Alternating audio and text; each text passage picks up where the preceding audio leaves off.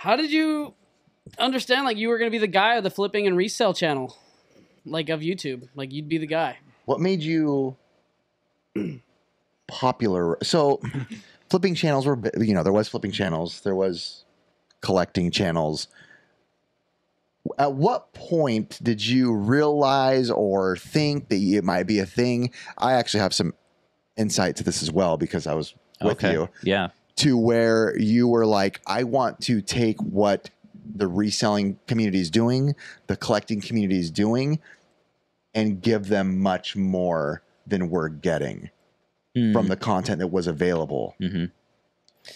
I don't really have a moment where because my channel growth has been very gradual. It's never been any explosive, like, you know, it definitely, the rate of growth increased with the GameCube Gambit, but it wasn't like a rocket ship. You know, it was still like relatively slow and steady. So there was no moment for me where I was like, oh, like, I'm going to revolutionize this or whatever. I've always just had a general sense that, like, I think what's made me successful in YouTube and in business is that one of our other core values is I want to make everything I do 1% better every day. So whether that's getting better at thumbnails or storytelling or having more punchlines or crafting a narrative or finding more interesting people to interview or whatever. Yep. Optimizing our inventory system. I want to make something better every day. And you expand that over the course of 4 years and suddenly you can get really good at stuff. Something you said to me early on when we were first starting to work together is you were like something along the lines of like, you know, there's the collecting community, there's the reselling community, but you were kind of one of those guys that came in not thinking about reselling content per se and what people were doing and mimicking that. You were kind of one of the guys that was more watching what the younger generation was watching, like the Ryan Trahans and the Colin Samirs and the Mr. Beast. And you were like, I feel like this community could be getting such better content than we are getting. Right. And I didn't take that offensively because obviously I was one of those guys putting out collecting content at the time. Yeah, I think I was referring more to the status quo of resale videos, which is very much like either like a thrift with me video or a yard sailing vlog or an estate sale vlog that's like very minimal editing, no story, afterthought thumbnail, just kind of like, let's see what happens. And then that's going to be the video rather than like, I want to plan a story. Right? Like I know the kind of story I want to tell, right? I want to take people on a journey. I want this video to be a gift to my audience rather than just like extracting ad value. I'll tell you a story that I think kind of crystallizes this for me. When I had probably like 30,000 subscribers, I went to this reseller event called Reseller Rally in Cincinnati. And I was like young, really hungry on YouTube, and every person there, like some of them had like really big channels, 60 to 100,000 subscribers, and some of them had like less than me. Every single person I was pestering the whole time. What are you learning about YouTube? Like, teach me what's working for you, what's not working for you, what are you changing up? Like, help me figure this out. And a lot of them were just like, dude, like you've gotten 30K subscribers and like, you're doing good. Like, just keep doing what you're doing. But I was like, no, like, teach me stuff. On the flip side, a year or so ago, you and I did a panel at a video game convention that was about how to grow on YouTube. And there were probably a dozen or so other creators there who have YouTube channels. No one showed. And I think that hunger, that like desire, just insatiable to get better, is what has resulted in the channel continuing to grow. And a lot of others kind of find something that kind of works and then stagnate. Yeah. Yeah, that's interesting. I remember you pushed me during a time when you were like, you're already making good content. What are you doing? Like, not putting time into like a thumbnail and a title. Yeah. And that literally, from talking to you and Rick, literally changed my life from the trajectory of me being like, oh, I should. And then I see this go up. I see the numbers go up, right? And it's not like I sold out. The content is already what I'm doing, right? It's that you're like, why aren't you putting time into certain other things? Why is there no hunger about thumbnails or this, or even at the time sponsors? Like, what do you... Well, because you had already done the hard part.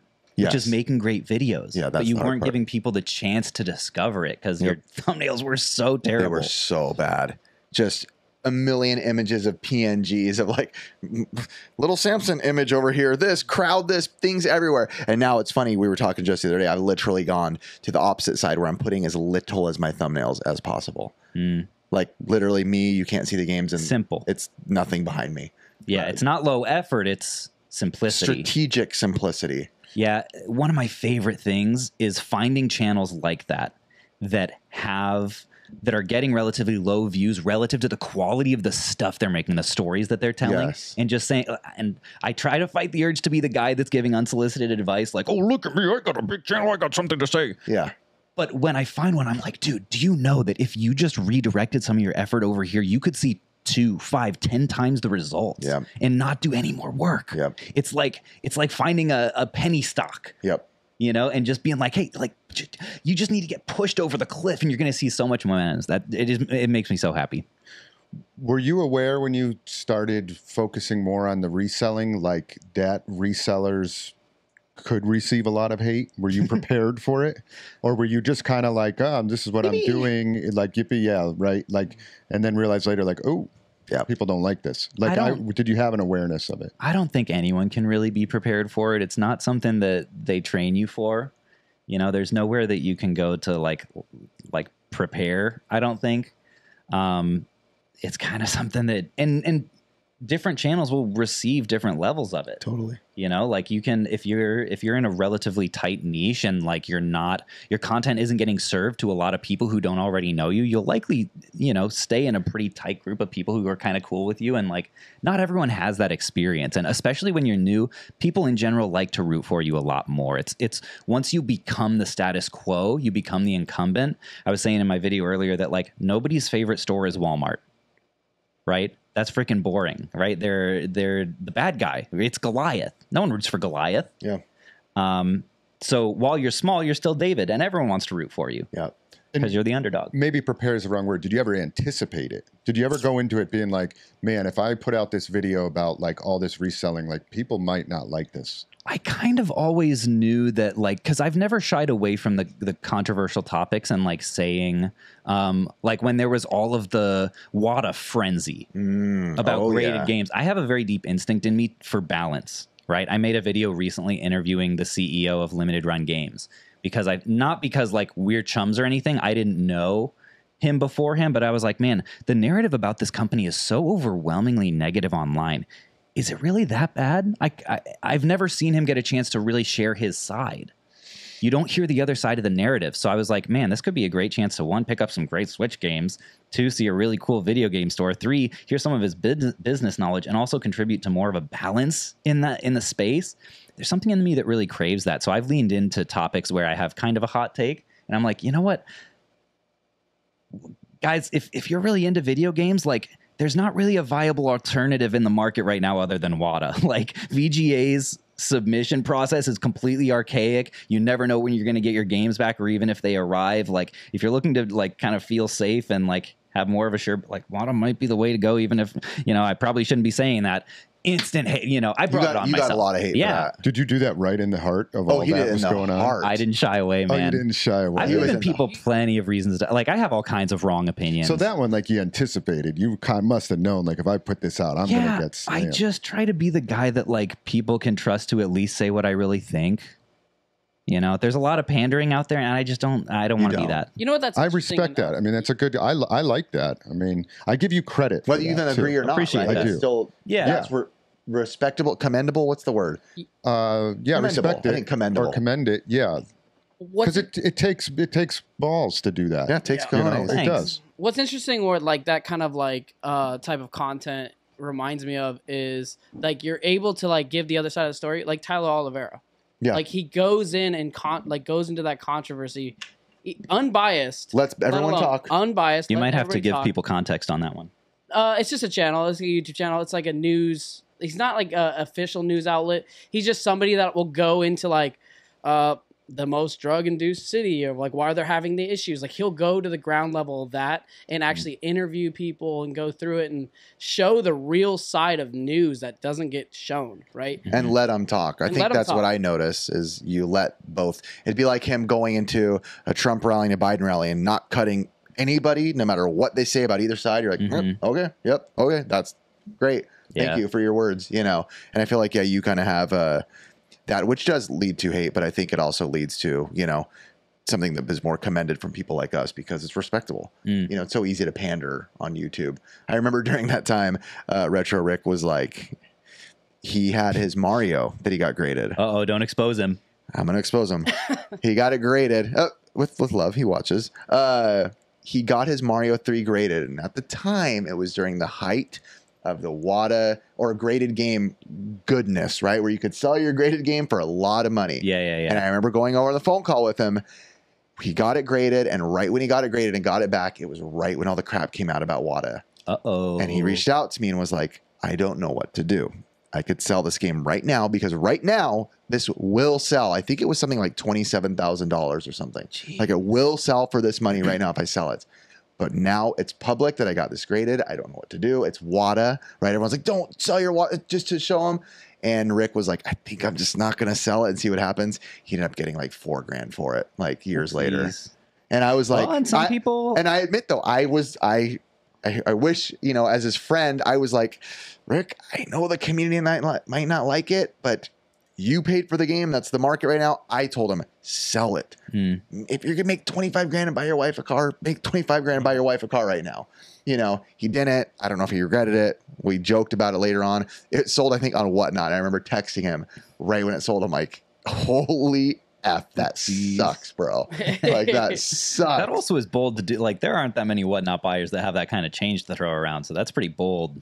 Very few and far between. It was bold. Yeah. It was a sealed copy? Yeah. It was a big boy one. Dang. Yeah, it was a big boy one. And he got a high grade. It was like a 9.6. Woo. Yeah. Now, Riff, back to your question about, you know, you helping the channel. Oh, yeah. So this was, might seem out of context now, but I asked you earlier. Gosh, we totally got off of that. And I meant it serious, and I'm not asking this to try to pump me up or not, but I am just curious. Yeah. You know, as you say, a narcissistic YouTubers that we are. Uh-huh. Came in, started editing for you around 66,000 subscribers or so. You know, met you. Literally, you were sitting at a bar alone, the way you typically hang out in life alone with no friends. Just sitting Especially in hotel rooms. Yeah, and I remember Corbin and Amy at the time introduced me to you. I knew who you were. You commented my videos, and I just, you know, I went and talked to you, and we talked about editing. And before you knew it, I was editing for you. Do you, or is there any percentage that you think accounts to my editing coming in that push the channel up or not? This is literally not me asking to pump myself up as much as I would love to. Just give him a big fat 0. I wouldn't care if you said big goose egg. Hey, dude, it's me. I get it. I won't even. Hey, I am not offended. For me, that would be a very expensive goose egg. Let me tell you. That's true. That's true. No, I would say the thing about an editor is they don't contribute to new views coming in. An editor's job is to tell a good enough story that people who watch the video end up coming back and coming back and coming back. Agreed. Because you made them feel something, right? You made them laugh, you made them cry, you gave them a nice game hunting high, right? The music hit right, you know, and the intro was snappy and they stayed and they watched. And that, I would say, is huge, right? Building a following of people that come back and watch whatever you upload. And I would say, do I want to say that? I don't know. In the game hunting, because keep in mind for this entire conversation, we're talking about a niche of a niche, right? Totally. So if it sounds like I'm tooting my own horn, like this is a small pond that we're talking about. Yeah. But I think relative to other like game hunting or reselling channels, the channel has one of the highest average views per video. It does. And that's on an individual video, it's more because of the thumbnail and the title. It is. I agree. I think it's 80% of but what across a whole channel, especially with a series like Mission Switch, it has everything to do with the editing. I would say.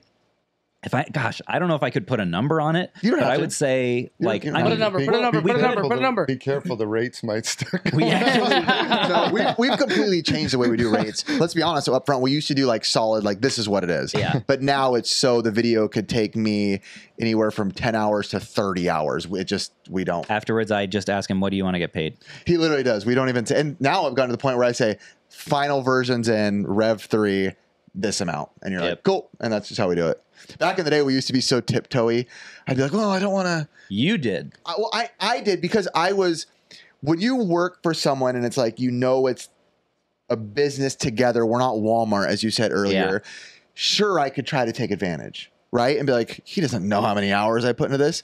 But at what point are you shooting yourself? It's like stealing from the own company you work at, right? Like I would never do that, right? Mm-hmm. So it's like, I'm not going to be like, well, I could try to get this out of him. But it's like, no, I want to make sure that even if I did put in the extra, sometimes I'm willing to put in the extra time and still take less than I would normally ask for to ensure that you're feeling good. We can function and continue to function together, right? We what I have mean? shared interests. Shared interests, yes. Yeah. And now that we've been talking all about our fancy corporate core values, our third and final core value of our business is pay your partners. Yeah, you do. Yep. Which is first employees, then contractors, then our one-up users.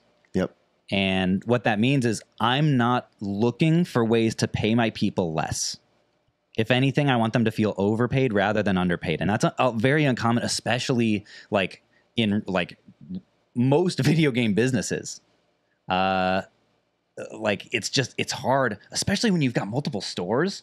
So hard to just like really pay well. I think I have 30 employees. Yeah. I mean, that's crazy. I've got the luxury right now of only having a few. And so as long as I can, I'm trying to make people feel overpaid rather than underpaid, because ultimately I think it's a good long-term strategy because it lowers your churn rates, right? There's been no editor turnover so far in the history of the channel. Yeah. And to actually answer your question, I would say before the GameCube Gambit, I was averaging maybe like 30 to 40,000 views a video. Now it's like maybe 120. Yeah, well, and then your business ones are shooting all over the place now. So I mean, it could be 50,000 or it could be 2.5 million. Yeah, on the very high you're end. pushing high on those. Okay, so this is pretty much for the three of you. So I want to start with Lance. What was your favorite part of creating content with Retroware? There's two things that really stuck out when I was doing content. It was, my stuff was more like history of games and really just showcasing games that like nobody really knew about, or technologies, whether it be an arcade game or a board for an arcade, but just the positive feedback on just positive feedback, really. No way to kind of reword it, but I never knew about this, So yours was the community experiencing something. And awesome. It really was. It's just because it just reassures like what you're doing you're doing it right. Yep. That's great. How about you, Caleb? Well, what was your favorite piece of content that you've made thus far? Ooh. That you actually enjoyed yourself and not be like the Scrooge? Maybe you should go first, Sneezy. Bless you. From my channel or did I edit it for your channel? I'll do both. Yeah. My favorite videos that you do are the videos where I get to help film it. Yeah. Because I enjoy not only the brotherhood and camaraderie during the filming process, but I'm also holding the camera. So I know exactly what I want. I know exactly what I wish I could get every time so I can get... I mean, we had videos even in the Florida one where I'm like, hey, before you go, you just gave an emotional monologue. Let me put the camera in a fixed position, walk down this long hallway, don't look back, let the door close, let it be 20 seconds long so I can have it fade out to black with the music. Like, I like the start to finish, and I even like the editing process that much more because I know what's coming. Yep. Right? You're editing, you're like, boom, I know what's happening next. My favorite video I've done of ours probably in the last year was the 90s narration video I did, where I narrated what the 90s meant to me. Yeah. And that's probably some of the most comments I've ever gotten of people being like, this was just, I mean, it's me splurging on our childhood and why it was great. Yeah. And I loved that. So, for me, I tend to love the ones that I put the most effort into. So in this last year, the two that come to mind are the video, ironically, the video of the last 3 months of making One Up, Oh yeah. which got terrible views, worst views in years. Was almost an hour long, just shy. Was an awful edit, and so few people saw. Relatively, I mean, it's still a lot of people. Brutal edit. But boy, I was so proud of that video. Yeah.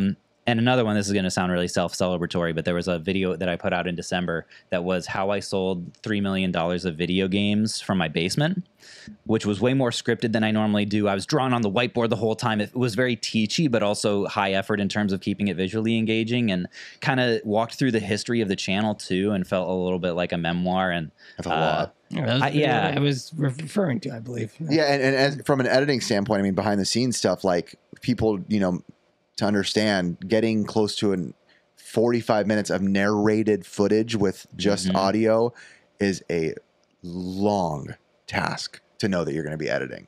I mean, there's not the difference between being on camera if you're not an editor. You can be entertaining. Just, I could film you, Chris, talking, move around. Oh, look at this game. But if you're just giving me your voice for 45 minutes, that is a journey to edit. So he knew going in, he's like, yeah. And there was a lot of A-roll because there was a lot of like whiteboard stuff, and there was look at these games. But there also were segments that I was like, this has to be mostly like, let's bring footage from this year, and you're going to have to download 8 videos from that year and pull footage from them to Google illustrate Docs this point. Of here is this minute, use this minute, it's this. I remember I sent it to my editor, which is funny enough for my channel, because he would get it, and I'm like, look at this, and he's like, oh my gosh, he's like, are you guys doing that? I'm like, we're doing this video. So my editor's editor. Yep. Chris, you doing okay? You hanging in there? I'm not a content creator, so I don't make videos, but what I love, the content that I create, I like building businesses, small businesses. Yep. Yeah. Every store that I've opened is its own business.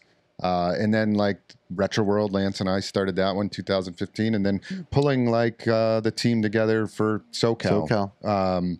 I like the ground up building it. And then I haven't done it with the expos yet, but the stores I've kind of removed myself. I like figuring out within the business how to like build it and then remove yourself, that they operate on their own. Yeah. And but the building of businesses in general, I love it. That's my passion. And helping other entrepreneurs too build businesses. I want to end on a high note because that was awesome. Let's see what your last take is on our channel. Do you still have the last one for us, Caleb? The last take? Yeah, like a little hot take that we didn't get to. Ooh, here's one that's kind of for you. The thumbnails are terrible. Thank you. Thank you. That's not actually a take. That's my take on the channel. And I don't know. I'm curious in the comments whether the viewers agree with me on this one. Like, if you watch other podcast videos, how do the thumbnails of this podcast stack up? Yeah. And I can tell you that if people like them, they're wrong. People are gonna be so that's mad fair. at me. I mean, literally, I don't have. Trust me, Curtis and I have been talking about it. We literally have the funds of nothing right now. Yeah, that's a tough one. So like when you're just pretty much breaking even for a lot of the costs of just running a podcast, and all that. Generally, you have to figure out where you're gonna cut it, right? So, I mean, if I were paying $10 a thumbnail, I mean, that's what you're going to get. And that's as cheap as it gets. And you just told me, I mean, even the gear in here was so expensive. Like, it's going to take a while. Spent, like, in general, like, my own money, like $12K, so. Well, here's the good news. I think that the thumbnails that you need are actually simpler, and it's likely that the designer you have could pivot.